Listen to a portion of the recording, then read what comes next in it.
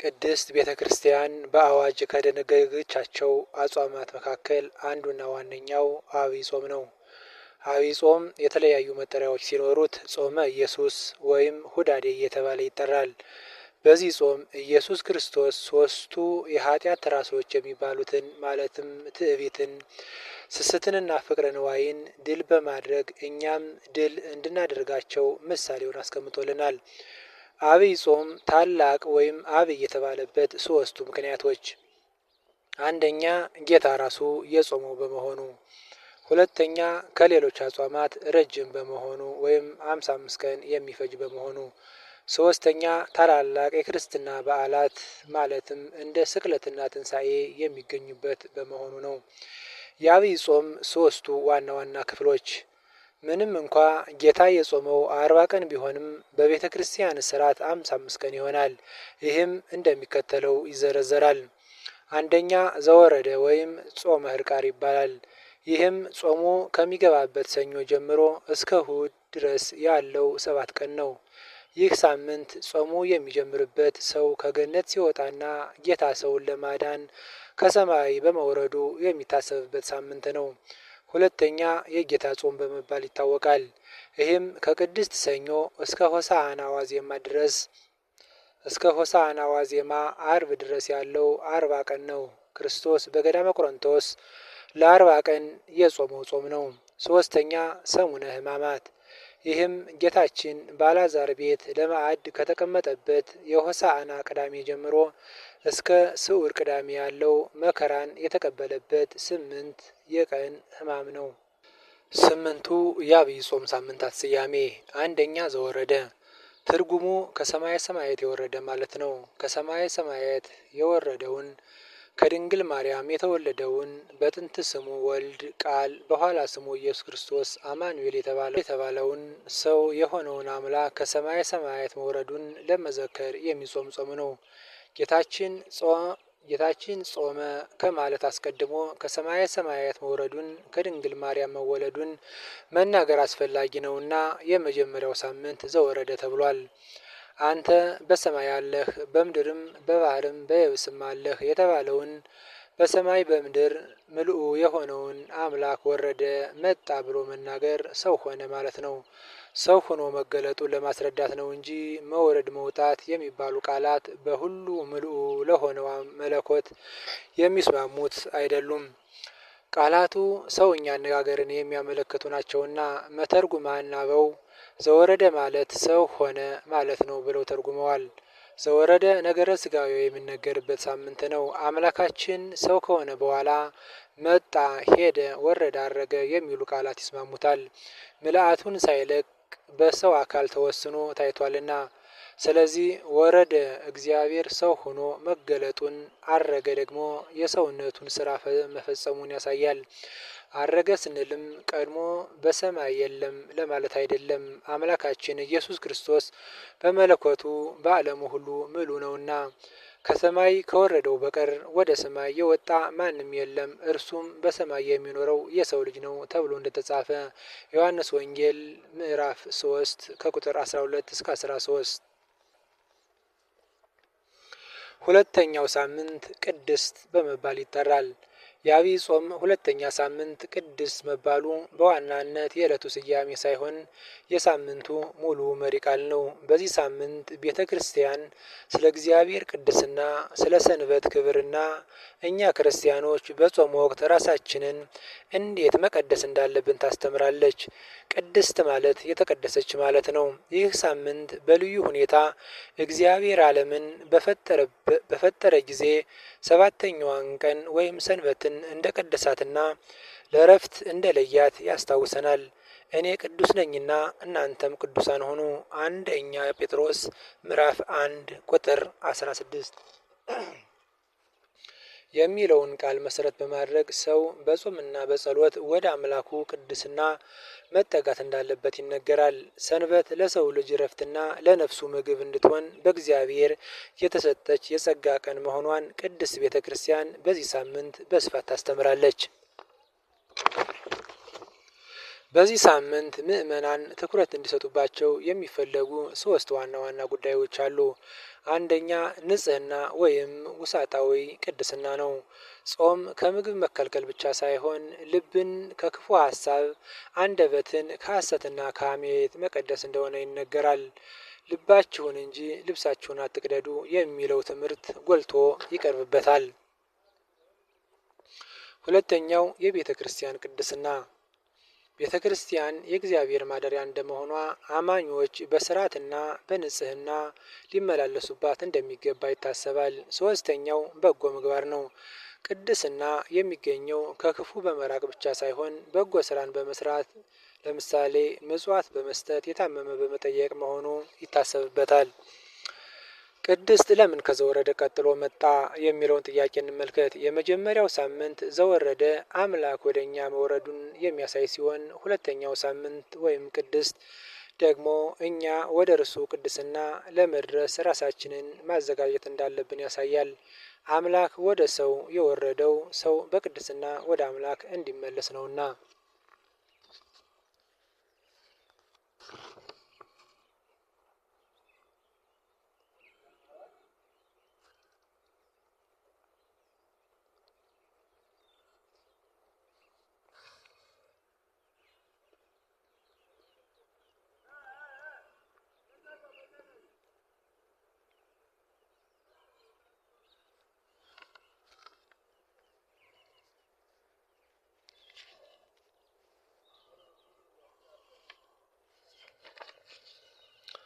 ሶስተኛው ሳምንት ምኩራብ ይባላል። ሶስተኛው የዐቢይ ጾም ሳምንት ምኩራብ ይባላል። ምኩራብ አምልኮተ እግዚአብሔር ሲፈጸምበት፣ ሕገ ኦሪት ሲነበብበት የነበረ በአይሁድ የሚሰራ መካነ ጸሎት ነው። ዘወትር ቅዳሜ ብዙ ሕዝብ ይሰበሰብበት ስለነበር ጌታችን ለማስተማር ብዙ ጊዜ በምኩራብ ተገኝቷል። ስያሜው የተወሰደው በዮሐንስ ወንጌል ምዕራፍ 2 ቁጥር 4 ስያሜው የተወሰደው በዮሐንስ ወንጌል ከምዕራፍ 2 ቁጥር 14 ላይ ሲሆን እንዲህ ይላል። በመቅደስም በሬዎችን፣ ላሞችን፣ በጎችን፣ እርግቦችን የሚሸጡትን አገኘ ተብሎ ከተገለጸው ኃይለ ቃል ላይ ሲሆን ምኩራብ የሚለው ቃልም በአማርኛ መቅደስ ተብሎ ተተርጉሟል። ምኩራብ የሚባለው ሳምንት ጌታችን ወደ ምኩራብ ገብቶ ማስተማሩ የሚነገርበት ቤቴ የጸሎት ቤት ይባላል፣ እናንተ ግን የሌቦች ዋሻ አደረጋችኋት ብሎ በምኩራብ ይሸጡ ይለውጡ የነበሩትን የገሰጸበት፣ ቤተ መቅደስን የከብት መነገጃ የወርቅና የብር መነገጃ ያደረጉ ሰዎችን ከነሸቀጣቸው ከቤተ መቅደስ ያስወጣበት፣ ቤተ መቅደስ የእግዚአብሔር ማደሪያ የስሙ መጠሪያ የጸሎት ስፍራ መሆኗን ያስረዳበትና ያወጀበት፣ በቤተ መቅደስ የንግድ ስራ ማከናወን እንደማይገባ ያረጋገጠበት ዕለት ነው።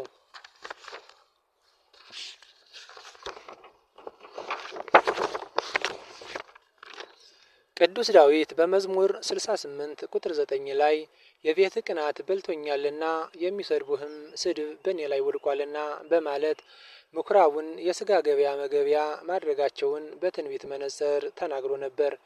ቅናት ለእግዚአብሔር ክብርና ለቤቱ ወይም ለቤተ መቅደሱ የሚሰጥ ከፍተኛ ጥንቃቄ፣ ፍቅርና ትጋት የሚያሳይ ሲሆን በላኝ የሚለው ንግግር ፍቅሩ እንደ እሳት ውስጤን አቃጠለኝ፣ ስለ ቤቱ ክብር ስል ማንነቴን ረሳሁ እንደማለት ነው። ደቀ መዛሙርቱም የቤትህ ቅናት በላኝ ተብሎ እንደተጻፈ አሰቡ ተብሎ እንደተጻፈ በዮሐንስ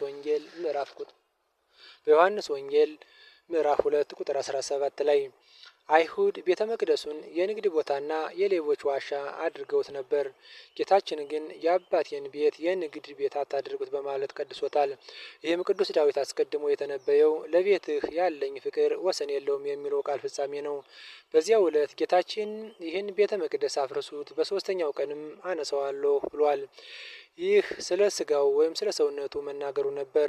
በዐቢይ ጾም ወቅት እኛም የምንጾመውና የምንጋደለው የሰውነት መቅደሳችንን ከኃጢአት ነጋዴዎች ወይም ከክፉ ምኞትና ከርኩሰት ለማንጻት መሆኑን ዛሬ ላይ ላለነው ክርስቲያኖች ማሳያ ነው።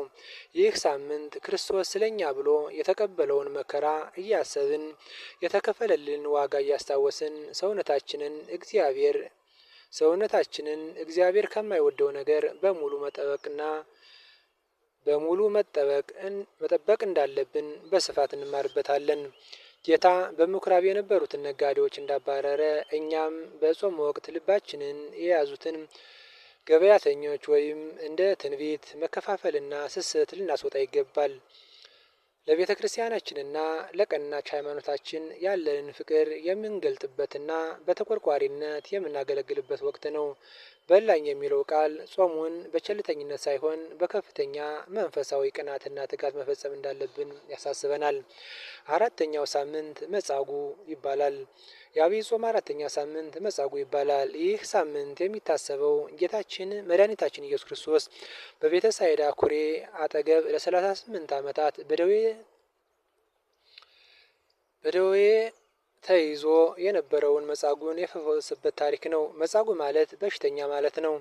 የጠበል ቦታውን ታሪካዊ ዳራ ስንመለከት በኢየሩሳሌም በበግ በር አጠገብ በዕብራይስጥ ቤተ ሳይዳ የምትባል 5 መመላለሻ ያላት አንዲት መጠመቂያ ነበረች። ውሃው ከታወከ በኋላ ቀድሞ የገባ ብቻ ከማንኛውም ደዌው ይፈወስ ነበር።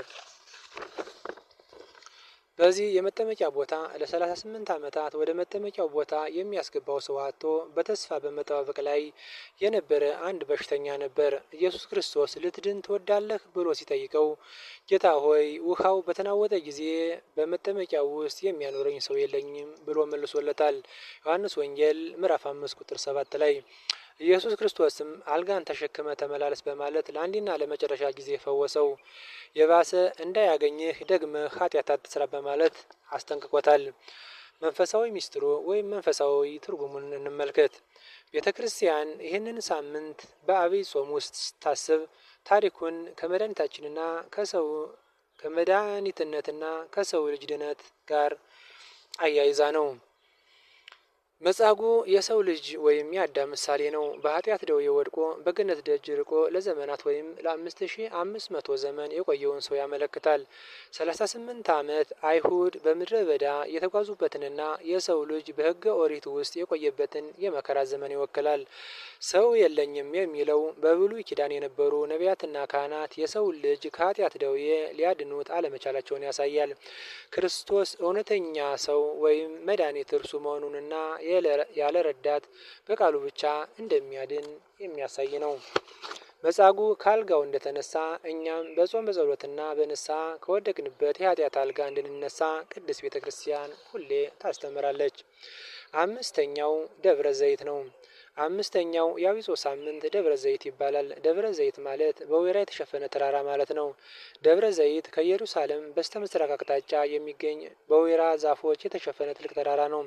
ጌታችን ሚስጥራትን በተለያየ ቦታ ገልጧል። ሚስጥረ ጸሎትን በጌተሰማኒ፣ ሚስጥረ መንግስቱን በደብረ ታቦር፣ ሚስጥረ ቁርባንን በቤተ አልዓዛር፣ ሚስጥረ ትንሣኤ ሙታንን በቤተ ኢያኢሮስ፣ ሚስጥረ ምጽአቱን ደግሞ በደብረ ዘይት ገልጧል። ደብረ ዘይት ጌታችን ዳግም ለፍርድ መምጣቱንና ሚስጥረ ምጽአቱን ለደቀ መዛሙርቱ በሚገባ የገለጠበት ዕለት ነው።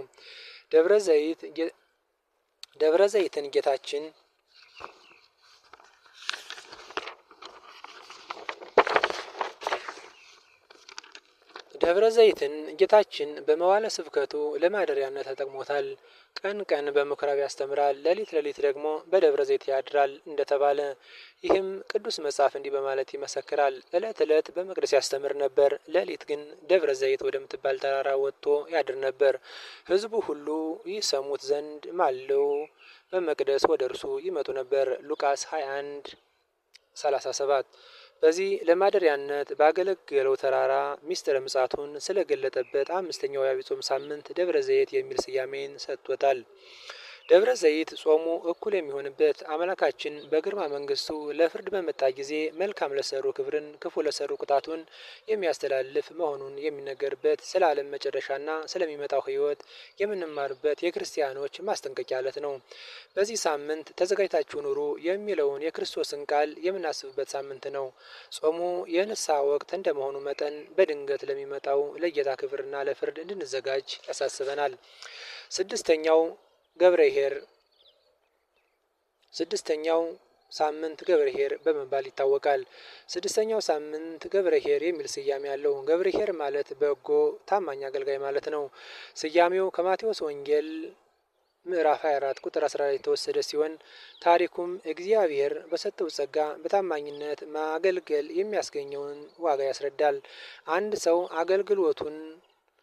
ሰው አገልጋዮቹን ጠርቶ ወጥቶ ወርደው ነግደው እንዲያተርፉ ለአንዱ 5 ለአንዱ 2 ለአንዱ ደግሞ 1 መክሊት ሰጣቸው። 5 መክሊት የተቀበለው በተሰጠው መክሊት ነግዶ ሌላ 5 መክሊት አትርፎ 10 አድርጎ ጌታዬ 5 መክሊት ሰጥተኸኝ ነበር፣ ወጥቼ ወርጄ 5 አትርፌያለሁ ብሎ ለጌታው አቀረበ። ጌታውም አንተ ጎበዝና ታማኝ ባሪያ፣ በጥቂቱ ታምናሃልና በብዙ ሾመሃለሁ፣ ወደ ጌታ ደስታ ግባ አለው። 2 መክሊት የተቀበለው ወጥቶ ወርዶ አትርፎ 4 አድርጎ አቀረበ። እርሱንም ጌታው አንተ ታማኝ ባሪያ፣ በጥቂቱ ታምናሃልና ወደ ጌታ ደስታ ግባ አለው። አንድ የተቀበለው ሰው ግን መክሊቱን ወስዶ ቀበራት። ጌታውም በተቆጣጠረው ጊዜ የቀበራትን መክሊት አምጥቶ አንተ ካልዘራበት የምታጭድ ካልበተንክበት የምትሰበስብ ጨካኝ እንደሆን ካውቃለሁ። ስለዚህ ፈራሁና የሰጠኝን መክሊት ቀበርኋት። እነሆ መክሊት ብሎ ምንም ሳያተርፍ መክሊቱን ለጌታው መልሶ አስረከበ። ጌታውም አንተ ክፉና ሀኬተኛ ባሪያ፣ ወርቄን በጊዜው አታስረክበኝም ነበር? ነግዶ ለሚያተርፍ ሰጠው ነበር። ይህን ክፉና ሀኬተኛ ባሪያ እጅ እግሩን አስራችሁ ጨለማና ጥርስ ማፋጨት ወዳለበት ስፍራ ውሰዱት፣ መክሊቱን ቀሙና ለባላስሩ ጨምሩለት ብሎ አዘዘ። በዚህ ታሪክ እንደምናየው በተሰጠው መክሊት ያተረፈ ሰው ወይም ክርስቲያን ዋጋ አለው። በፈጣሪው ዘንድ መልካም በጎ ታማኝ ባሪያ ተብሎ ይሸለማል። ባያተርፍ ደግሞ ሀኬተኛ ባሪያ ወይም አገልጋይ ይባላል። ቅጣቱንም ይቀበላል። እንግዲህ እኛም ታማኝ አገልጋይ መሆን ይጠበቅብናል። ሳምንቱ ይህ መልእክት የሚተላለፍበት ወቅት ነው። በዚህ ዘመን በመክሊታቸው የሚያተርፉ እንዳሉ ሁሉ መክሊታቸውን ወይም ጸጋቸውን ዝገት እስኪያጠፋው ድረስ የሚቀብሩ ብዙዎች ናቸው። መክሊትን ወይም ጸጋን መቅበር ዋጋ የማያሰጥ መሆኑን ተገንዝበን በቻልነው መጠን ለማትረፍ መትጋትና ታማኝ አገልጋይ መሆን እንደሚገባን ከገብረ ኄር ታሪክ እንማራለን። 7ኛው ሳምንት ኒቆዲሞስ በመባል ይጠራል። 7ኛው ሳምንት ኒቆዲሞስ የሚል ስያሜ ያለው ሲሆን የስያሜው መነሻም በዮሐንስ ወንጌል ምዕራፍ 3 የተመዘገበው ኒቆዲሞስ የተባለው የአይሁድ አለቃ ታሪክ ነው። ይህም ሳምንት በሌሊት ወደ ጌታችን መጥቶ ስለ ዳግም ልደት ወይም በውሃና በመንፈስ ስለመወለድ ለተማረው ለአይሁድ መምህር ለኒቆዲሞስ የተሰየመ ነው። ኒቆዲሞስ በ3 መንገድ የአይሁድ አለቃ ነበር። በስልጣን፣ በእውቀትና በሀብት። ሰው ስልጣን ቢኖረው ሀብትና እውቀት ላይኖረው ይችላል። እውቀት ቢኖረው ደግሞ ሀብትና ስልጣን ላይኖረው ይችላል። ሀብት ቢኖረው እውቀትና ስልጣን ላይኖረው ይችላል። ኒቆዲሞስ ግን 3ቱንም አንድ ላይ አስተባብሮ የያዘ የአይሁድ አለቃ ነበር። ኒቆዲሞስ ወንጌልን ለመማር ከአይሁድ ሁሉ ቀድሞ በሌሊት ወደ ጌታችን ይሄድ ነበር። ኒቆዲሞስ ፈሪሳውያን ማመን ባልቻሉበት በዚያ ዘመን ጆሮውን ለቃለ እግዚአብሔር ልቡን ለእምነት የከፈተ ሰው ነው። ብዙ ሰዎች እናውቃለን ማለት ከመልካም ነገር ሲከለክላቸው፣ ኒቆዲሞስ ግን አዋቂ ሳለ ራሱን ዝቅ አድርጎ እምነት በማጣት የነጠፈችውን የፈሪሳውያንን ህብረት ጥሎ ሐዋርያትን መስሎ ጌታውን አግኝቶታል። ጌታችን ዓለምን ለማዳን ቅዱስ ነፍሱን ከቅዱስ ሥጋው በለየባት በዛች አስጨናቂ ሰዓት ሐዋርያት በተበተኑበት አይሁድ በሰለጠኑባት በዕለተ ዓርብ የጌታችንን ቅዱስ ሥጋውን በድርብ በፍታ ገንዞ የቀበረ